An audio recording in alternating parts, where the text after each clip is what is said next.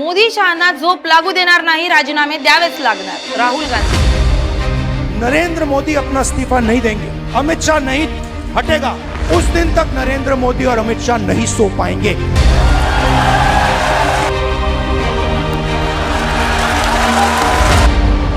मिलनी समझ के तो नहीं पकड़ा।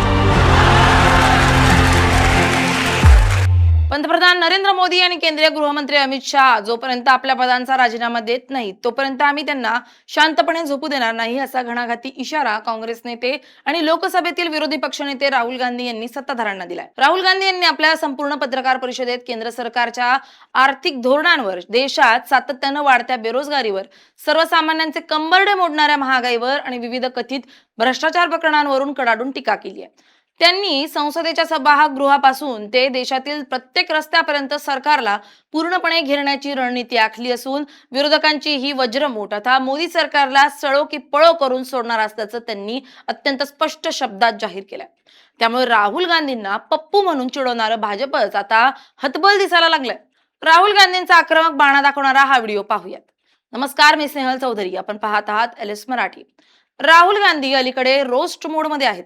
ते म्हणाले की आपला प्रिय भारत देश आज एका अत्यंत कठीण, आव्हानात्मक आणि संवेदनशील प्रसंगातून जातोय।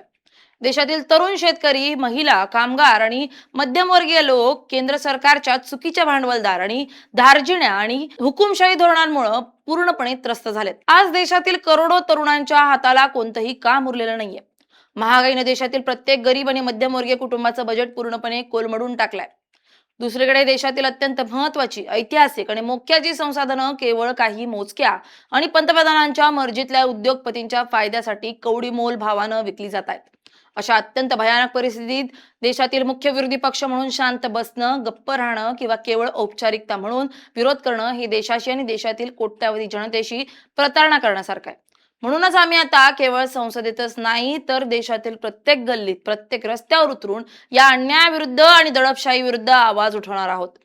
पंतप्रधान नरेंद्र मोदी आणि गृहमंत्री अमित शाह जोपर्यंत देशातील जनतेच्या या मूलभूत प्रश्नांची योग्य उत्तर देत नाहीत आणि नैतिक जबाबदारी स्वीकारून आपल्या पदांचा राजीनामा देत नाहीत तोपर्यंत काँग्रेस पक्ष त्यांना संसदेत आणि संसदेबाहेरही कुठेही स्वस्थ बसू देणार नाही आणि शांतपणे झोपूही देणार नाही। और मैं आपको बता रहा हूं, आप लिख लो, जिस दिन तक नरेंद्र मोदी अपना इस्तीफा नहीं देंगे, अमित शाह नहीं हटेगा, उस दिन तक नरेंद्र मोदी और अमित शाह नहीं सो पाएंगे।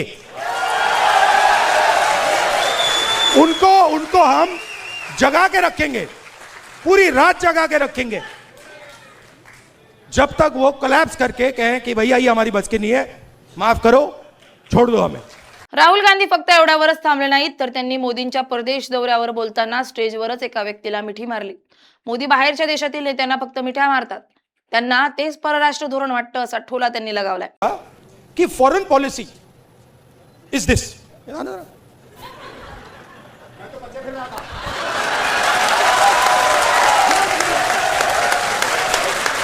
अब पता नहीं किसने डाला, कहां से घुसा, catch in the ignorance foreign policy. एक चीज पूछ सकता हूँ? हाँ। मिलनी समझ के तो नहीं पकड़ा था। I have not reached there yet. But पता नहीं कहां से घुस गया कि फॉरेन पॉलिसी का मतलब नेताओं से गले लगना। राहुल गांधी यांनी केंद्र सरकारवर अनेक गंभीर आणि सनसनाटी आरोप केलेत। ते म्हणाले की 2014च्या निवडणुकीत दरवर्षी 2 कोटी नोकऱ्या देण्याचं अत्यंत मोठं आणि आकर्षक आश्वासन देऊन सत्तेत आलेल्या मोदी सरकारनं देशातील तरुण पिढीची अत्यंत क्रूर फसवणूक केली आहे। आज भारतातील बेरोजगारीचा दर गेल्या अनेक दशकातील सर्वोच्च पातळीवर पोहोचलाय। देशातील लाखो पदवीधर, पदव्युत्तर आणि अत्यंत उच्च शिक्षित तरुण नोकऱ्यांसाठी वणवण भटकतायत। स्पर्धा परीक्षांचे पेपर फुटतायत, परीक्षांचे निकाल वर्षानुवर्षे लागत नाहीयेत, परंतु केंद्र सरकारकडे या तरुणांच्या भविष्यासाठी कोणतीही ठोस, शाश्वत किंवा रचनात्मक योजना उपलब्ध नाहीये।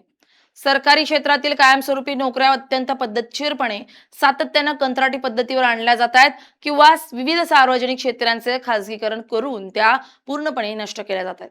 भारतीय रेल्वे, सार्वजनिक क्षेत्रातील बँका, विमा कंपन्या, विमानतळ आणि इतर राष्ट्रीय महत्त्वाचे उपक्रम खासगी उद्योगपतींच्या घशात घातले जात असून त्यामुळे बहुजन, दलित, आदिवासी आणि मागासवर्गीय समाजाच्या हक्काच्या आरक्षणावर दरोडा टाकला जातोय. या सर्व देशव्यापी अन्यायाचा जाब आम्ही सरकारला प्रत्येक पातळीवर विचारणार असून देशातील तरुणांच्या हक्कांसाठी आणि रोजगाराच्या अधिकारासाठी हा लढा आता अधिक तीव्र आणि व्यापक केला जाईल असा विश्वास त्यांनी तरुणांना दिलाय. एकेकाळी आंतरराष्ट्रीय बाजारात कच्च्या तेलाच्या किमती कमी असतानाही देशात घरगुती गॅस सिलेंडर, पेट्रोल, डिझेल आणि रोजच्या खाण्यापिण्याच्या वस्तूंच्या किमती गगनाला भिडल्यात. गरिबांना 2 वेळचं अन्न गोळा करणं आणि मध्यमवर्गीयांना आपल्या मुलांचं शिक्षण व आरोग्य सांभाळणं अत्यंत असह्य झालं.